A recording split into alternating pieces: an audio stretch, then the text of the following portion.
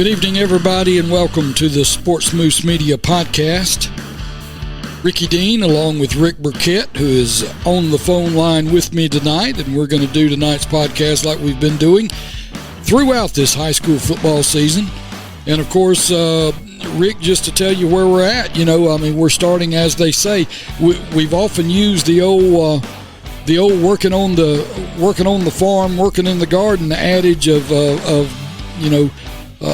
having a long road to hoe. Well, we're starting to get in the short rows now. So as we get close to the end of this season, so there's going to be some teams that their hearts are broken because they're not going to have playoff bids amongst them, but then there's going to be some excitement because you've got that second season coming up when it's basically you win or go to the house, and so that's going to be exciting, and we're going to talk about a lot of those possibilities tonight. How are you, by the way? Oh, doing good. Had another great day, another blessed day from the Lord, and just blessed. And you're right. The drawing toward the end of the season seems like it just started, but we're down to the last couple of games, and you got a lot of the playoff teams are set. Some of the seedings are all also already set, and some yet to be determined. So just enjoying it all. And the way the Alabama High School Athletic Association has everything lined up, this week coming up will be basically you go from week 0 and then you go all the way up to week 10. Well, we're in week 9 right here, and this is actually the last week of region contests across the Alabama High School Athletic Association. So basically everything going into the playoffs is going to be settled this week. I mean, there's going to be some broken hearts, there's going to be some excitement, there's going to be a lot of teams that are going to earn their way on the field into the playoffs, and it's going to be exciting to watch. And we're going to try to talk about some of those things that are going on around us here. We're going to work our way through Class 7A all the way to 1A in the Alabama High School Athletic Association, talk about things that we know, talk about some things that we possibly will be able to predict as we look at possibilities, and then we'll get into the AISA as well, as their season is drawing near to a close, and there's some teams amongst us here close by that are also going to be playoff teams going into the Alabama Independent School Association playoffs as well. So, Rick, let's take a look at Class 7A, Region 1. Of course, Mary Montgomery, and we've said this before, boy, Mary Montgomery is really showing out on the football field. 9-0 for Mary Montgomery, and they're 6-0 in the region. They last defeated Daphne 34-7. They've got an upcoming game this week. And by the way, Mary Montgomery has clinched the region championship, so they are the Class 7A Region 1 champion. And Mary Montgomery will take on a Robertsdale team over in Baldwin County, and they'll have Robertsdale at home, but that is certainly a game that Mary Montgomery should win. Oh yeah, I think we can chalk that up as a W for Mary Montgomery. I can't believe what an incredible year that they've had this year so far, and I know they're real excited. I live just down Snow Road to where it becomes McFarland from the Sims. The city of Sims, and lots of friends up there, have cousins up there, and I know that they're just very excited, probably the most excited they've been in decades. And ranked 4th in the state in 7A is Mary Montgomery. So I'll be rooting for them. Like I said, they're just up the road from where I live, and I think they're safe to say they'll come away with a W from that one. Also in that region, Class 7A Region 1, Baker has also clinched a playoff spot. They're at 6-2, 4-1 in the region. they will be taking on Fairhope this week at home. Other games, Daphne. Now, here's where it gets interesting because Mary Montgomery's a lock. Baker is a lock in the playoffs, but you've got three teams now battling for the next three slots. You've got Daphne at 4-4 on the year, 3-2 in the region. Foley at 4-4, 2-3 in the region. You've got Davidson at 4-4, 2-3 in the region. Fairhope and Alma Bryant have both been eliminated. So you've got Daphne, Foley, and Davidson all vying for those next two playoff spots. Now, if you look, Foley will be at Daphne. So Foley is right now in, but Foley, depending on who wins that Daphne Foley game. Yeah, they got to beat Daphne, though. Yeah, they do. In the region, Daphne's 3-2. So if Foley beats Daphne, if you don't mind me interrupting, because Davidson's already defeated Foley, so they've got a tiebreaker against Foley. But what'll really throw it into a three-ring tiebreaker.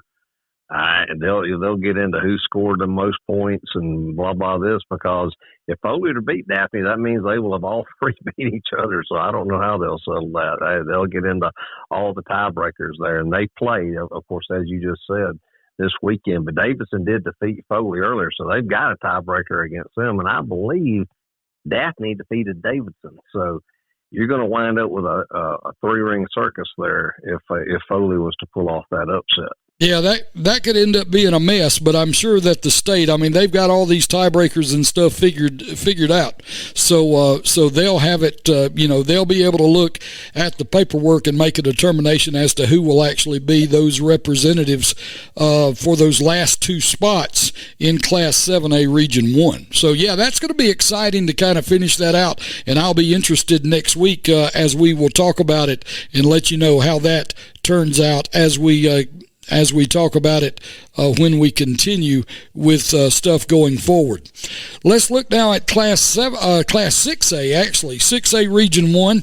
Of course, we've talked about Saraland. Saraland's a beast, and they have clinched a playoff spot. But funny enough, if you look at the records now, Saraland and Spanish Fort, they're both locks to be in the playoffs, but Saraland has not clinched the region crown because there's still some games to be played. So you've got Saraland that's in, Spanish Fort is in, and then you've got Theodore, St. Paul's, and McGill-Tulane that are still battling for those last two spots. You've got Theodore at 6-2; they're 5-1 in the region. They will play at Saraland this week. You've got St. Paul's at 6-2, 4-2 in the region. They defeated Blount. They will be playing Baldwin County at home, and then you've got McGill-Tulane at 4-4, 3-3. They lost to Theodore this past week, but they've got to take on Blount this coming week. So you've still got some things there that can happen to settle everything, and I would just about guarantee, just because of it is just going to be very difficult. I do not think that Saraland will play Theodore at home and lose to Theodore. I just find that kind of hard, because just based on the fact that that Saraland's been a beast all year. Oh, you're absolutely right. Saraland, I mean, if you look at their record, they've just basically destroyed everybody they played, including some 7A schools. And there are a lot of people in the state that think that Saraland's the best team in the state, regardless of classification. And I mean, they have really got it going on. I mean, Spanish Fort's the next best team in that region, and Saraland clobbered them like 49-7 earlier in the season. Of course, Spanish Fort has improved since then, because they also lost to Fairhope, a team they shouldn't have lost to probably. But Spanish Fort has improved a lot. But the big game is for this week in that region is Theodore versus Saraland. Theodore's got a good team, and I think it's going to wind up Saraland, Spanish Fort, Theodore, and St. Paul's. I think Theodore would have to upset Saraland for McGill-Tulane to sneak in somehow, and some other things would have to happen too. But that's probably your four teams there: Saraland, Spanish Fort, Theodore, and St. Paul's.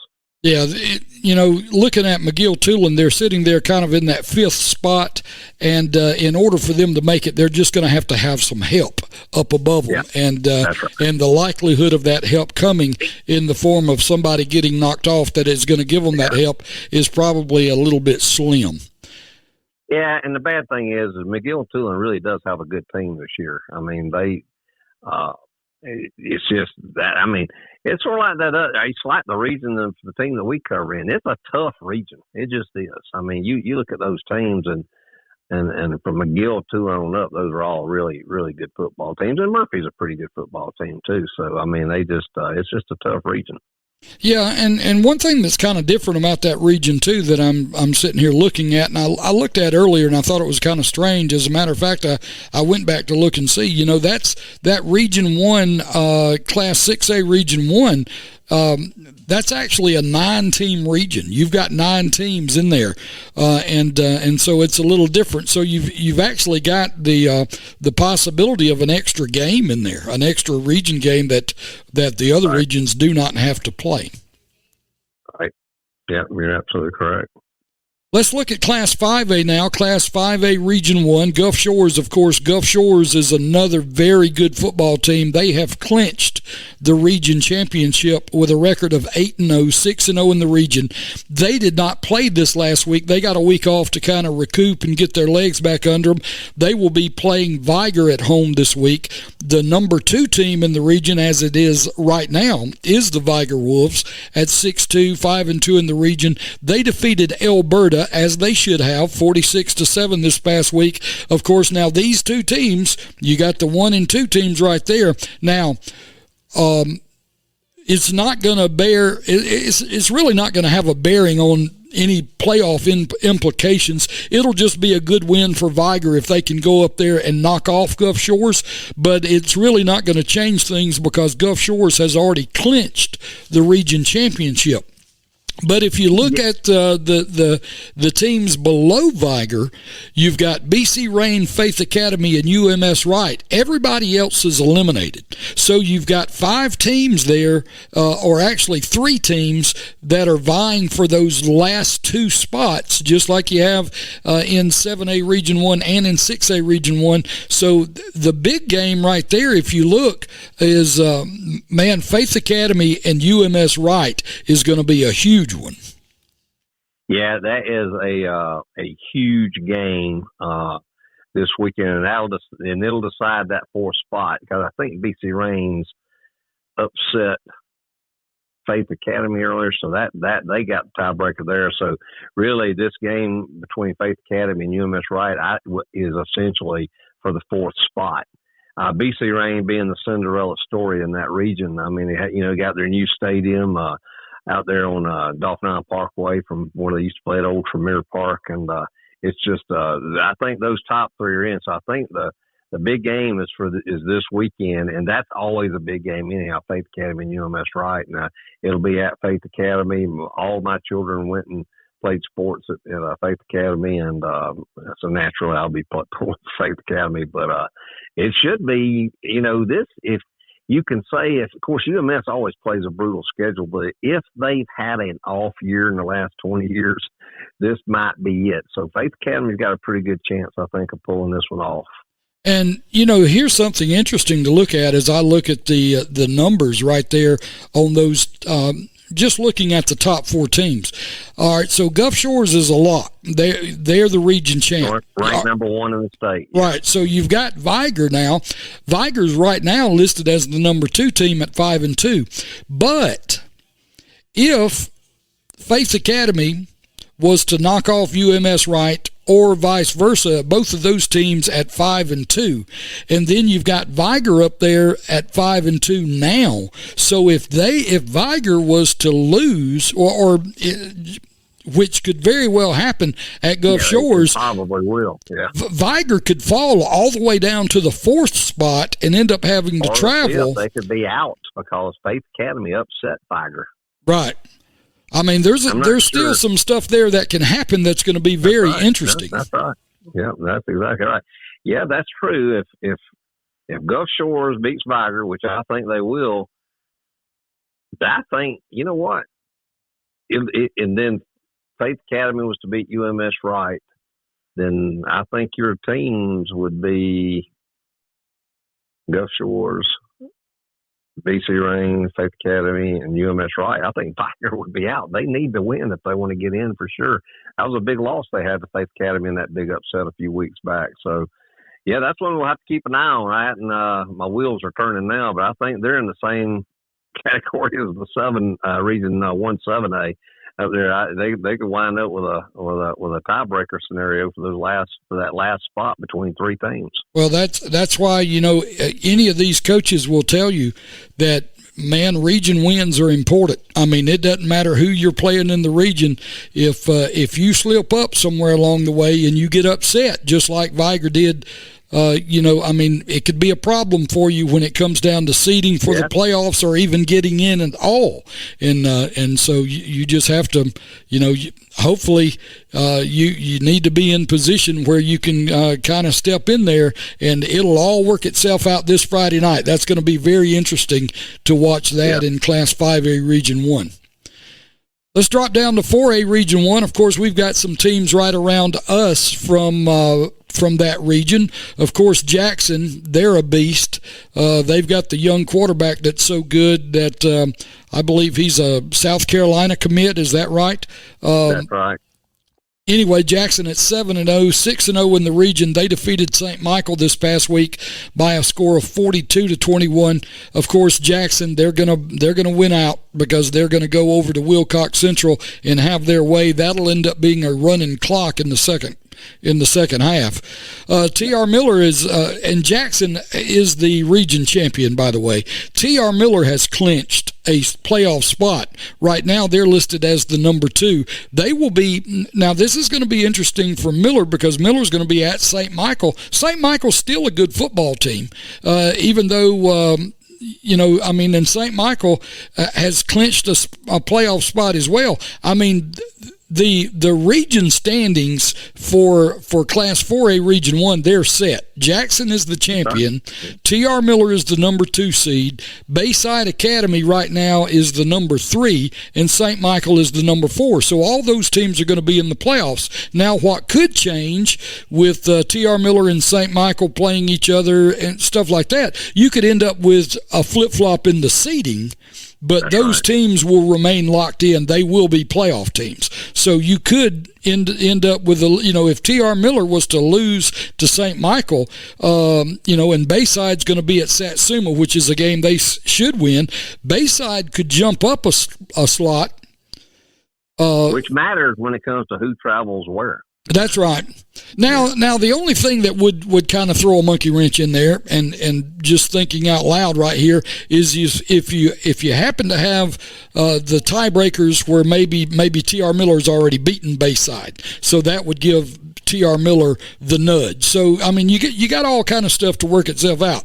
Anyway, what is good for this particular region is that all 4 of those teams have locked spots up, so they know they're going. Right now they're just waiting to see whether they're at home or on the road. The top 2 seeds will be at home. The seed 3 and 4 will be on the road somewhere, and all that will work itself out. And right now, and I failed to mention this for 7A Region 1, 6A, and 5A, and now into 4A, no playoff matchups have yet been fully decided. We know that class in all the classifications, the Region 1 schools will be pitted against the Region 4 schools in their classification. But right now, there's just been nothing settled.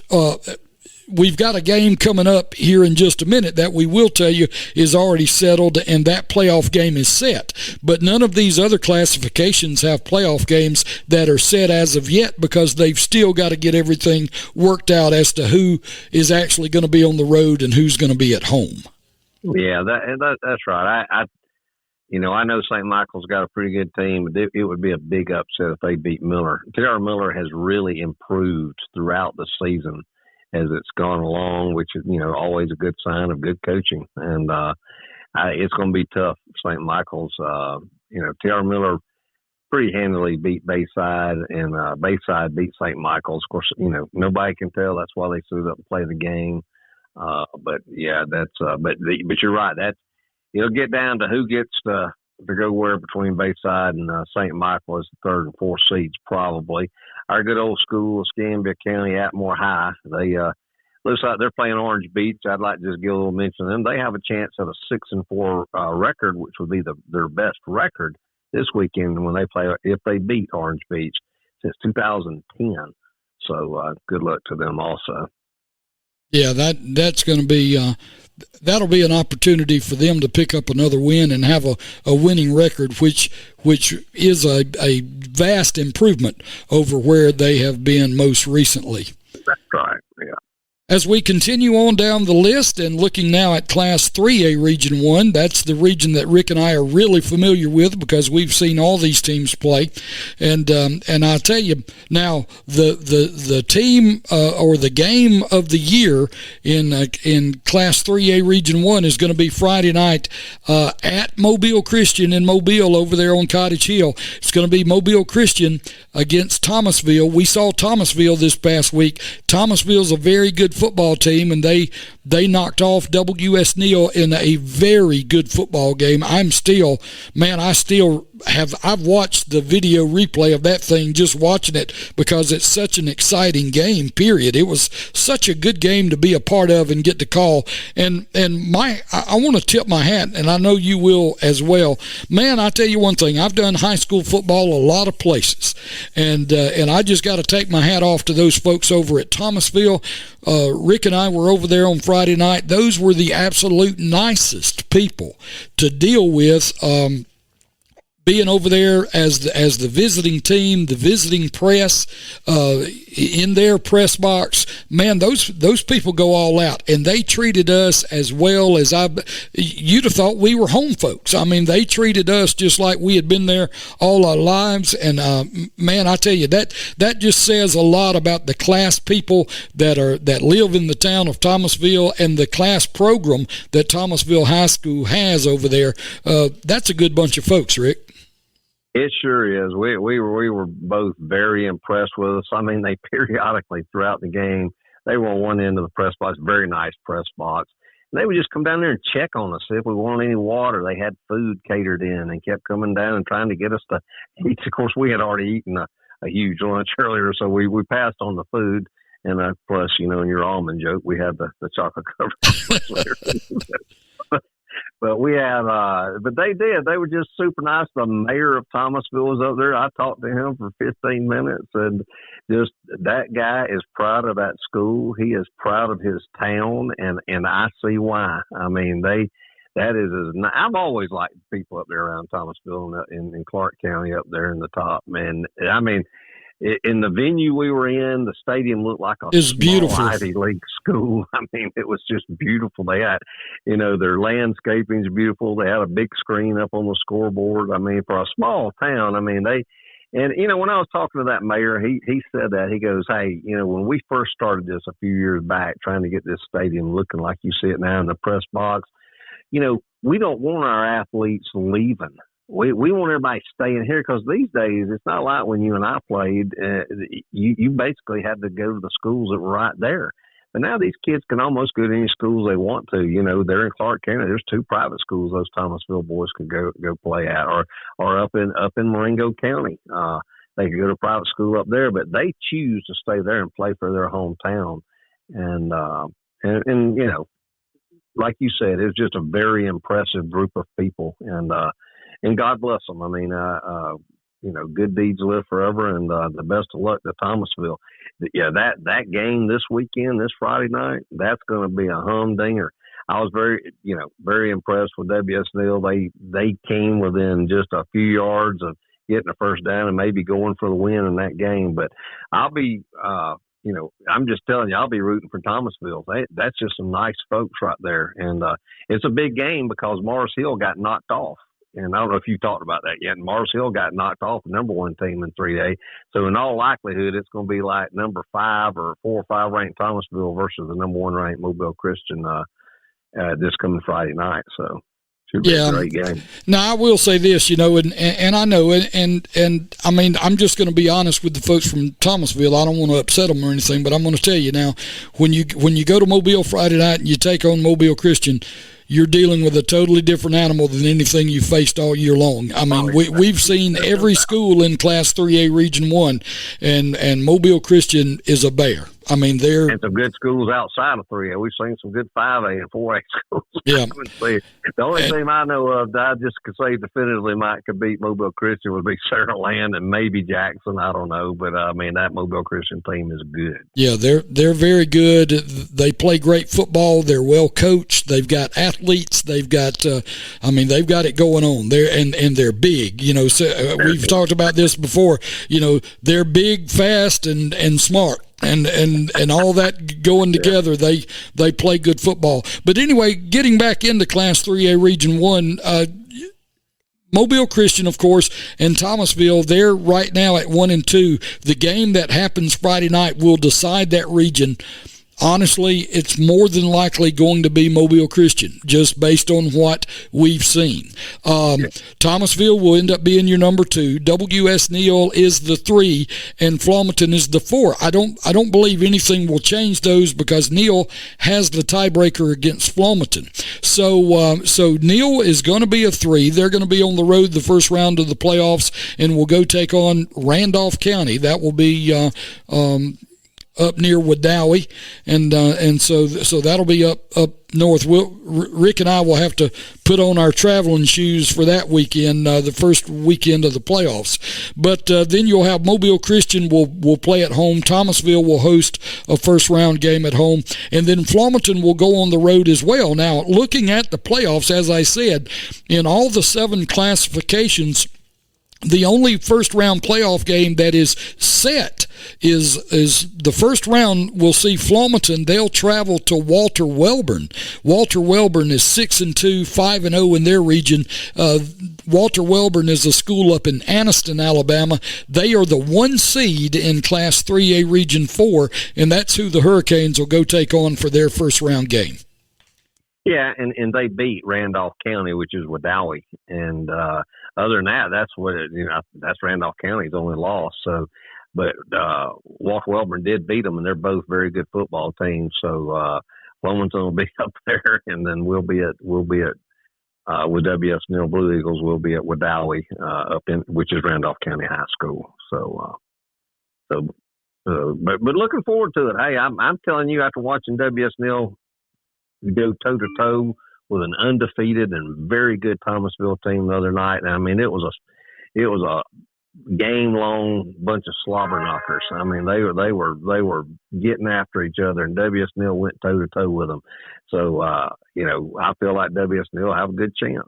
So, but, we'll see. Yeah, well, the thing that made the game the other night at Thomasville so great is that Neal was down the whole game, and they never quit. Those boys never quit. They battled till the very end, and even, that game was not decided until there was about 34 seconds left on the clock in the fourth quarter. Neal actually had the ball and was moving the ball down the field with a chance to tie the game up and possibly win it with an extra point, and they just quarterback got sacked, and Carter Hodges went down and got sacked, and that was on a fourth down play, and they turned the ball over on downs, and then of course Thomasville was able to kneel on it. So, but man, that was one of the most exciting.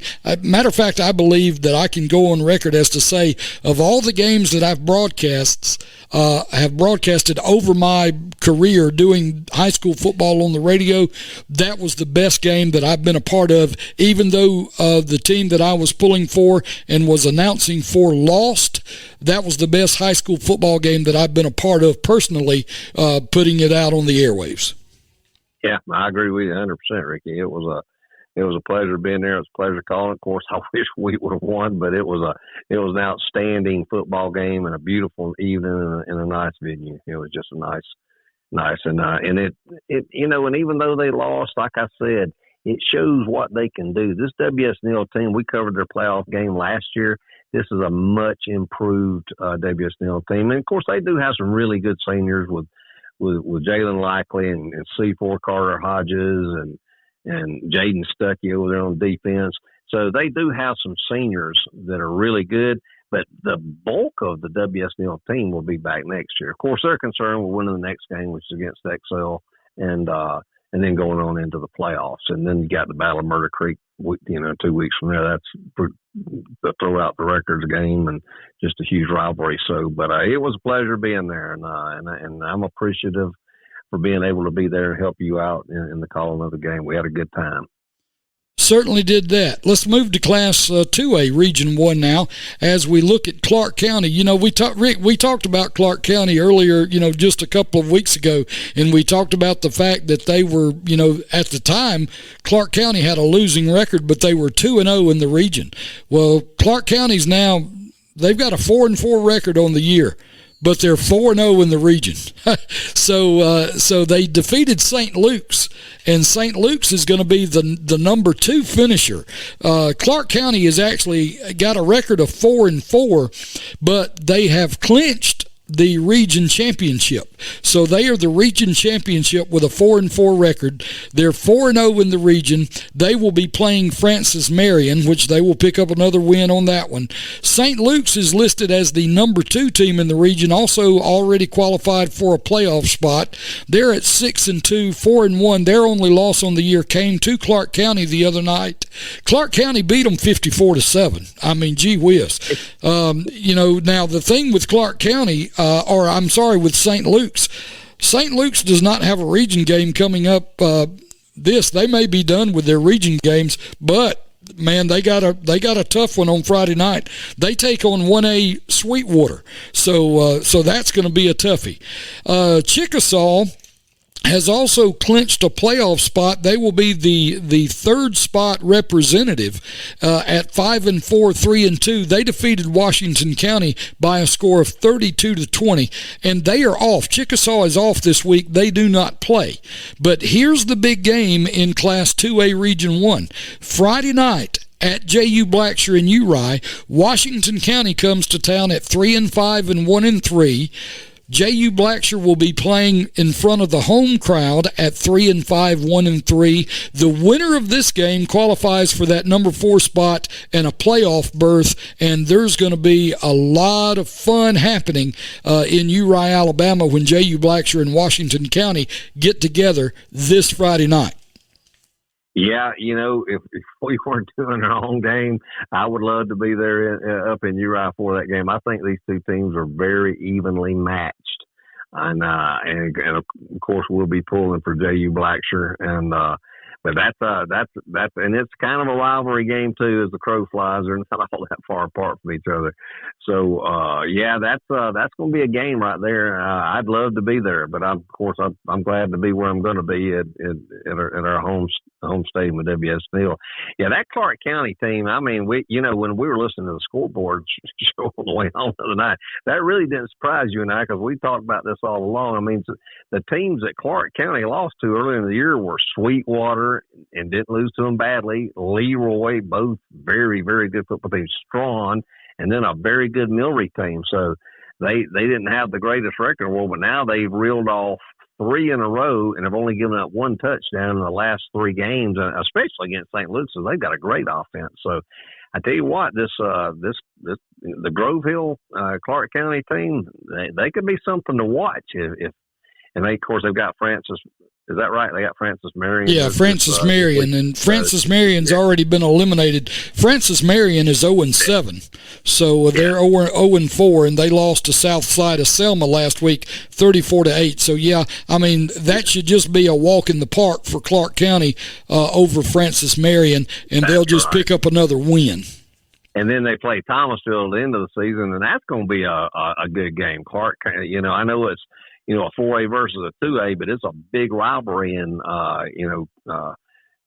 Clarke County. I mean, they wind up winning the region with a 5-5 record because they just played such hard teams. But the big game this weekend will be Blackshear and Butler, Chatham, Washington County. Yeah, and the only thing, we talked about this too with these rivalry games, especially going, after the game between WS Neal and excel this week. Having that Battle of Murder Creek game, and then you've got the game between Clarke County and Thomasville coming up. Both of these coaches, the coaching staffs, they've just got to be holding their breath, because as much as you want to knock off your school's big rival, going into the playoffs, both teams will be playoff teams the next week. You just hope and pray that you don't get anybody injured going into a playoff game that could cost you.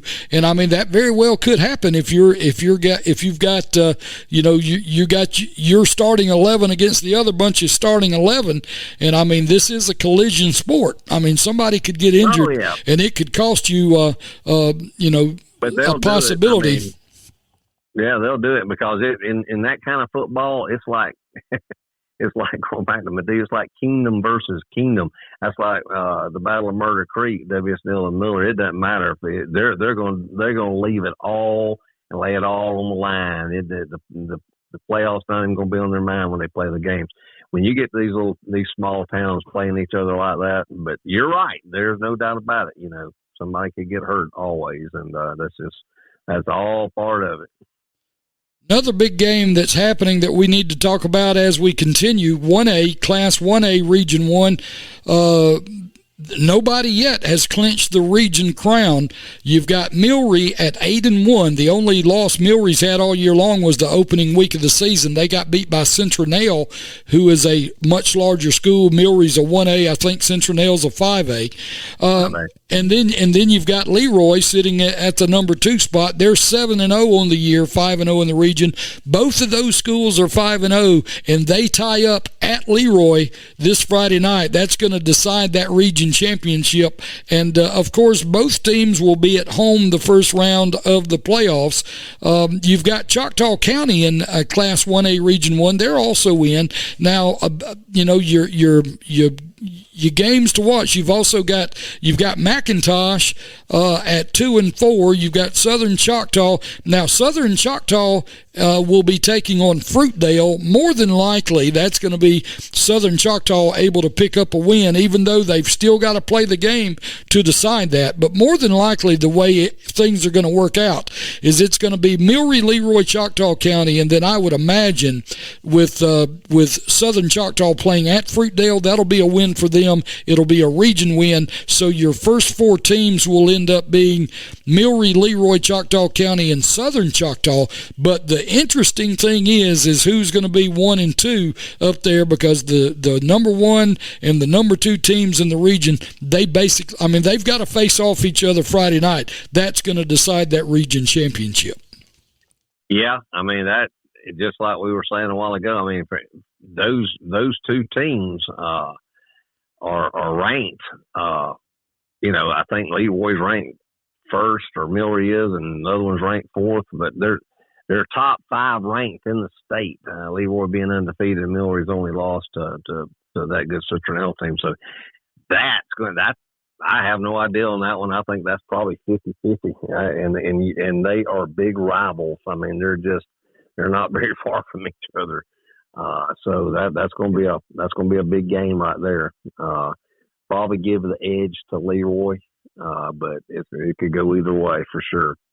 And something that I did, I misspoke earlier, because I misspoke and said that in Class 3A Region 1 that Flomaton was the only playoff game that had been determined. But I'm looking here, reading my notes that I actually had put down on the page, but I didn't read far enough down earlier. In this region, in Class 1A Region 1, the only playoff matchup that has been determined is Choctaw County being the number 3 team. They have that number 3 team as a lock. So that is where they will finish. They will travel to play Maplesville's Red Devils at 5-3 and 5-1, and they are the 2 seed in Class 1A Region 4.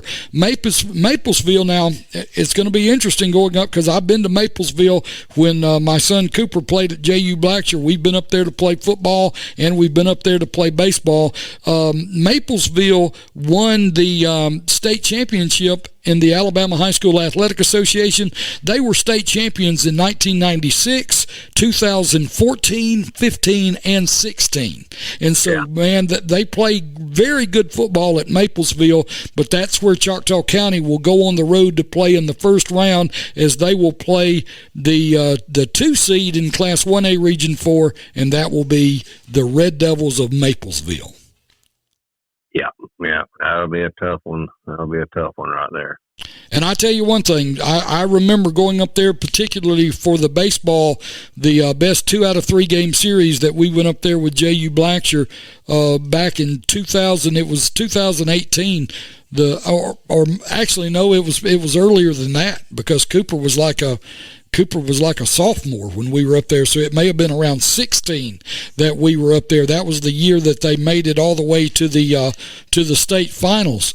And boy, I tell you one thing. Now, you talk about a little small place that turns out in droves to pull for their Red Devils. That place will be packed full of folks on Friday night to watch that playoff game when you go up there and play against Maplesville.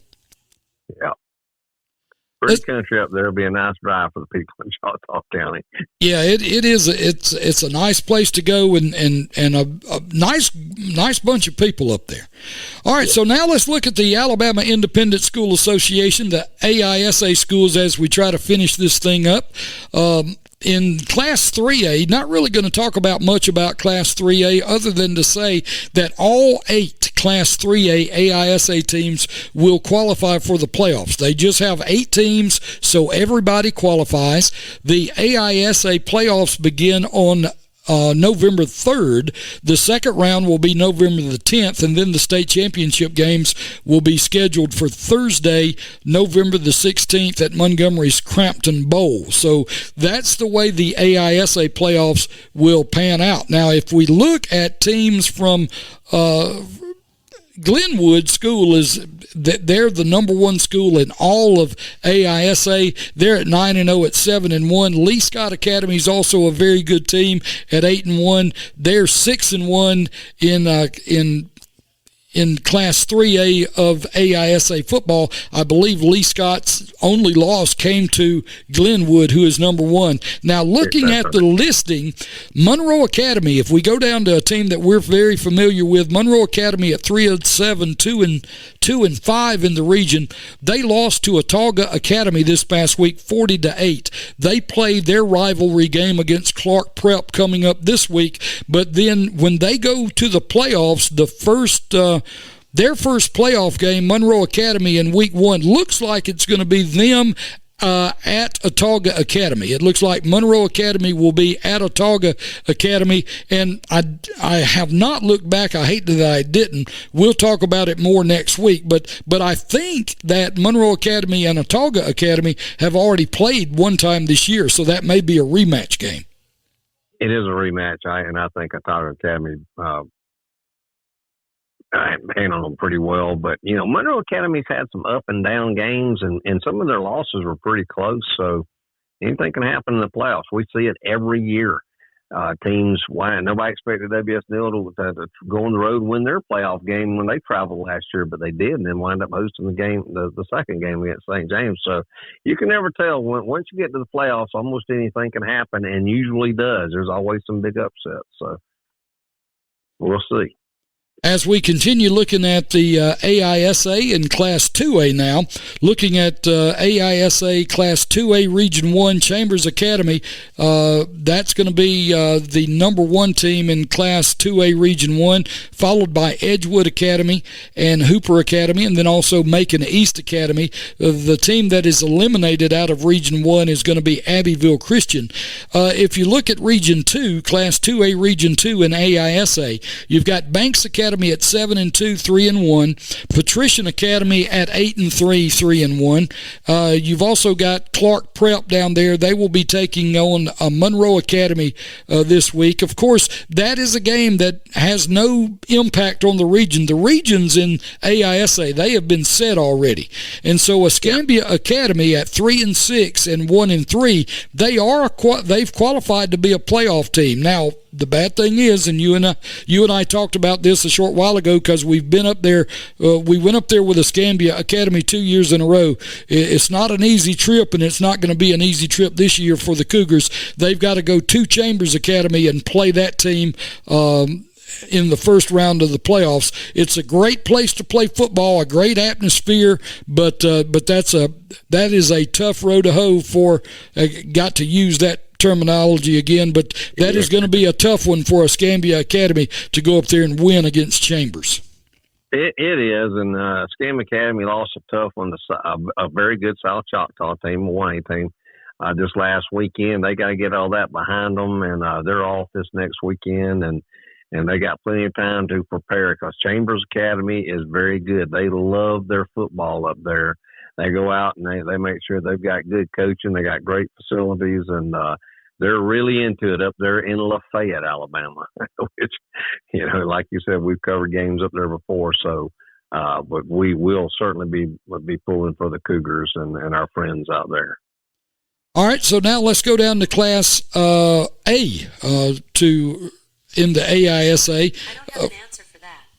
Of course, you've got two regions in Class A, Region 1 and Region 2. The team with the most wins in Region 1 of Class A ball is going to be Lowndes Academy at 9-0. They're 4-0 in the region.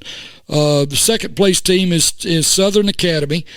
The third place team is Crenshaw Christian, and then the fourth place team is going to be Lakeside. The team that is eliminated is going to be Coosa Valley Academy. Here close to us, Wilcox Academy's in. They're going to be the Region 2 champion of AISA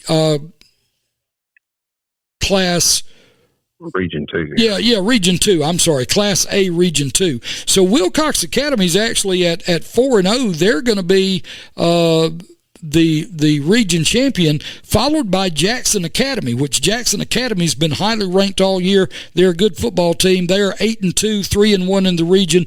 Then you've got South Choctaw, which is a good football team at 4-5, 2-2 in the region.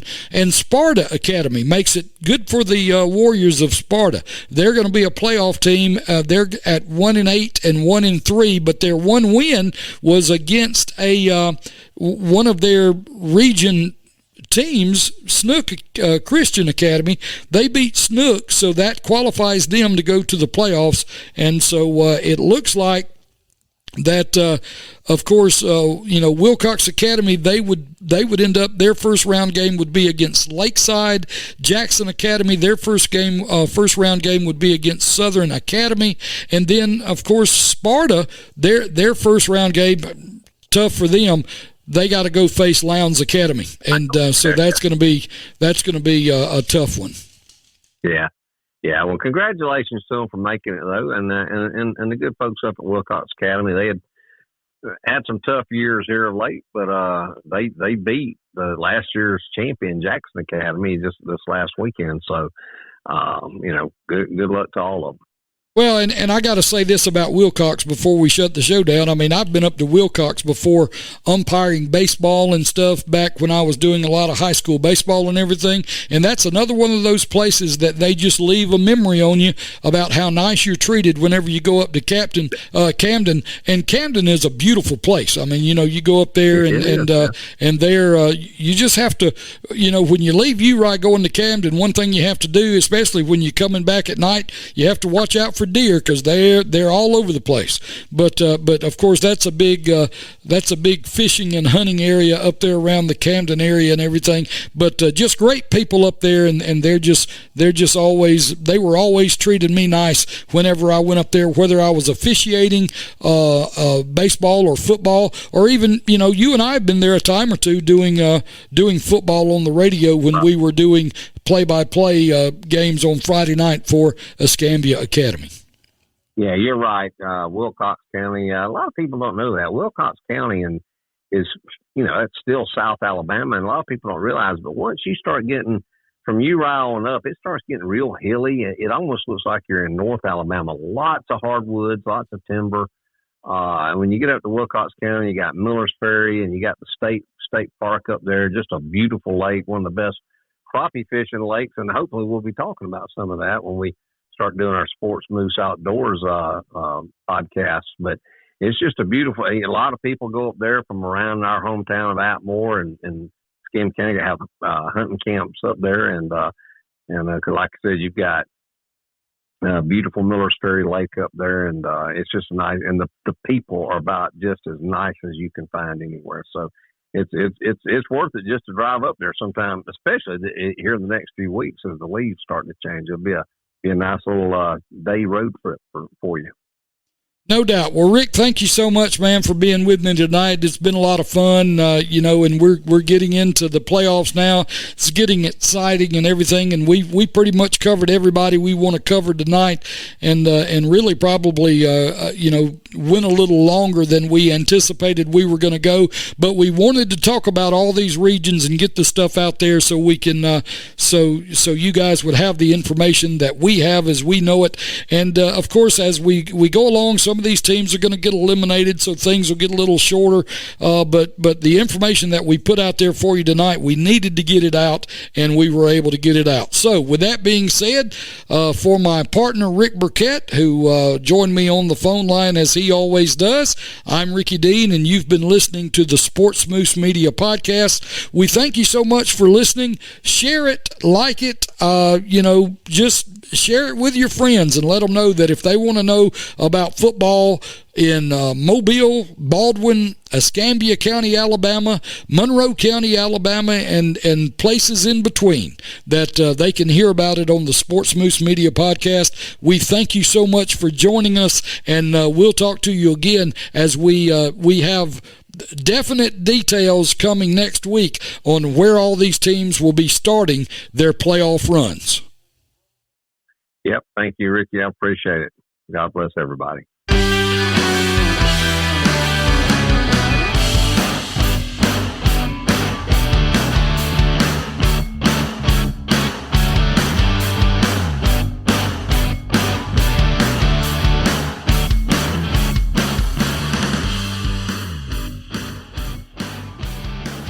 Yeah, sorry about that. I didn't know where you went from to say something.